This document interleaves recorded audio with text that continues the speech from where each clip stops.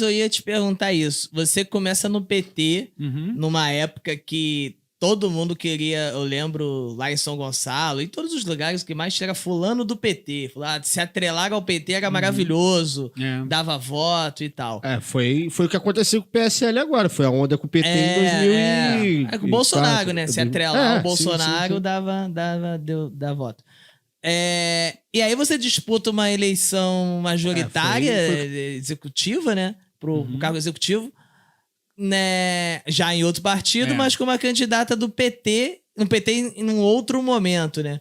Eu sempre me pergunto assim, fico nessa curiosidade, de saber quando uma pessoa entra numa eleição com, entre aspas, um cenário desfavorável. Eu digo entre aspas porque tem muita gente que fala, não, mas a pesquisa não define nada e lá. Fulano começou com 3 e chegou. O próprio Wilson Witzel, né? Enfim. O Wilson Witzel acho que nem estava cogitado, pelo menos nas primeiras pesquisas. Não, até a véspera era praticamente. Não sei. E aí você falou da tua galera que se empolga e ficou borocochô. Como que você, ou você pessoalmente, se você puder falar também do seu entorno, como você percebe isso? Como que entra-se num jogo desse sabendo que não tem um aporte, um aparato para disputar de igual para igual, e sabendo que a legenda, que o senso comum tá contra também, que às vezes não é só o financeiro, o senso comum tá contra e tal. Então, porque lá atrás, você com 19 anos, tal, tem a coisa do moleque, daquela ideologia fervendo, a galera, os amigos e tal. Já aqui, agora que você foi candidato, você já era um político, digamos, experiente, maduro e tal. Você se alimenta de um otimismo que tem que ter pra acreditar e tal, e vai? Ou é uma coisa meio que vamos reconhecer nossas limitações, vamos ver até onde dá? Como é que é? Como é que é o papo? Como é que é o raciocínio? Posicionar... Se é realmente disputa ou é posição política, às vezes? Eu acho que você não pode ser um candidato que você diz que não vai ganhar. Isso tem umas coisas assim na política eleitoral que é um pouco técnica, é como um ator que sobe lá para dizer que a peça não é boa, não sabe o texto, né? Sim. Então, eu acho que essa é uma questão. É que você tem que expressar uma potência de que aquele jogo pode ser virado. Isso é uma questão importante no mundo da política, numa resposta completamente honesta. Mas você entra numa eleição, eu pelo menos não entro necessariamente para ganhar. Eu achava muito difícil o Rio de Janeiro eleger Márcia Tiburi e o Partido Comunista, que é o meu partido, o PCdoB, na vice da Márcia Tiburi, no meio do negócio do tsunami do Bolsonaro. Ou seja, impeachment de Dilma, prisão de Lula, ascensão do Bolsonaro, e aí vai eleger... Todo fator desfavorável ao PT. Muito. Mas... E não só no cenário nacional, né? Isso até tudo, né? Juntando um pouco com a sua resposta, o PT ele deu uma desidratada estadual muito forte, né? Muito forte. Em todos os lugares, né? Teve um refluxo da esquerda toda, muito importante. E aí, agora você entra também numa eleição por outros fatores. Você pode entrar numa eleição para denunciar o processo. Você pode entrar numa eleição para marcar uma posição e mostrar que no futuro você não vai ganhar agora, mas você tem tanta certeza do que você está defendendo que depois você acha que você vai... Aquilo vai ser importante. E às vezes é uma eleição que prepara outra, né? Às vezes você entra porque você tem que cumprir uma tarefa de um jeito honesto, decente. Uma das coisas que eu tenho muito orgulho, meu partido, o PCdoB, ele tem... uma história linda, ele é um partido quase centenário, fundado em Niterói, pouca gente sabe. O Partido Comunista do Brasil é fundado em Niterói. Comunista! Perto da Cantareira. Comunistas! Esse pessoal da UF. Lá perto da Cantareira que fundaram o pessoal da UF. Aí vai fumar maconha e vai fazer... Vai fazer o comunismo. Comunismo. Então, o Partido Comunista do Brasil, o PCdoB, ele é fundado...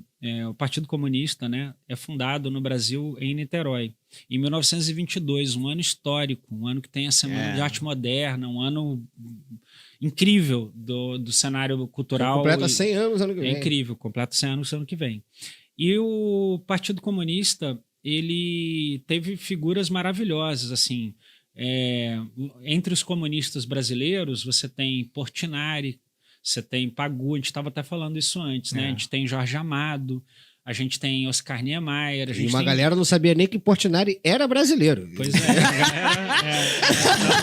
Eu tenho certeza. Ué, é mó mentiroso.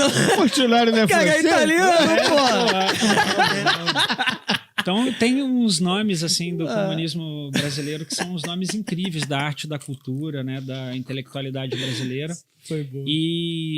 E aí, eu tô dizendo isso para dizer o seguinte, às vezes você cumpre tarefa. E às vezes quando a gente fala na política que você tá cumprindo uma tarefa, parece que é tipo assim, um cara do mal que te deu uma tarefa. E não é. Às vezes eu fiquei absolutamente honrado. Eu fiquei pensando assim, cara, esse partido com uma história quase centenária, olha para um vereador. Quantas vezes você viu na vida um vereador ser candidato a governador, gente? A vice-governador, porque, aliás, o PCdoB, ele me lança candidato a governador e depois faz uma aliança. Primeiro ele me lançou candidato a governador do estado, achou que eu tinha condição. Eu falei, cara, eu sou vereador de Niterói, vai devagar, bro. Pera aí, gente, vou pegar leve aí, pô. Pega aí, gente. Comunismo não tá nem na moda, tá caçando o comunismo. Vocês estão ouvindo o que a galera tá falando? Velho, as primeiras reuniões que eu fui tremendo, tá ligado? Foi bizarro. E aí, assim, os Vocês caras... estão ligados que estão perseguindo comunista no Brasil, né? Voltou. Pô, eles me escolhem, assim, isso é um carinho enorme. Eu fiquei pensando assim, que voz... E isso é sério mesmo, cara, não é uma... porque essas coisas assim, as pessoas... Eu fico preocupado das pessoas verem como uma coisa... Não é em mim, é uma coisa sincera. Eu ficava pensando a história das vozes que me carregavam até aquele momento. Aquele partido existir no Brasil depois de ditadura Vargas, de ditadura militar de 64, de 68, resistir, né?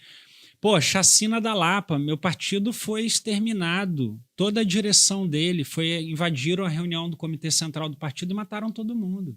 Todo mundo. Isso é uma chacina histórica que tem no Brasil, chamada, quem não conhecer, eu não lembro exatamente o ano, mas durante a ditadura militar brasileira, toda a direção do partido, a reunião vazou, teve um traidor, e os caras descobriram, e eles entram numa reunião do Comitê Central do Partido, que é os dirigentes, é muito importante para um partido político aquilo, os caras que escrevem, os caras que formulam, e mata todo mundo. E isso é a história do PCdoB, e história de muitos sacrifícios. Isso, por exemplo, eu não sabia, eu não conhecia essa. A Chacina da Lapa. Você sabia? Conhecia essa história? A Guerrilha do Araguaia, né, que vocês já devem ter ouvido falar, que foi um outro episódio de extermínio de comunistas, que ali estavam, no caso, em rebelião, lutando contra o sistema mesmo e contra a ditadura militar, né? Mas é parte da história. A gente está discutindo, né, uma história muito pesada, que tem grandes nomes e grandes sacrifícios também na história brasileira. Muita gente que morreu.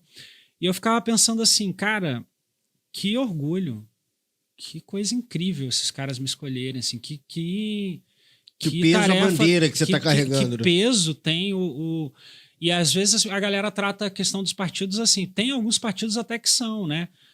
O cara troca como troca de camisa, não tá partido nem de aluguel, né? Partido de aluguel e tal. Eu tenho muito amor, muito orgulho do PCdoB. Eu acho que ele é indispensável para a democracia brasileira. Olha uma coisa bonita de dizer sobre o PCdoB. Quando ele está legal, a democracia. Ele é um termômetro. Se o Partido Comunista foi colocado na ilegalidade, você não está mais numa democracia. Ele é o termômetro. Ele é o primeiro partido que... Se tiver problema... Se você quer saber se a perseguição vai chegar em você, olhe para os comunistas. Se eles estão perseguidos, ela vai chegar. Se eles não estão perseguidos, você ainda pode estar tranquilo, porque você ainda vive num regime democrático. É o primeiro a ser atacado, é o primeiro a ser destruído. Esse raciocínio é bem interessante mesmo.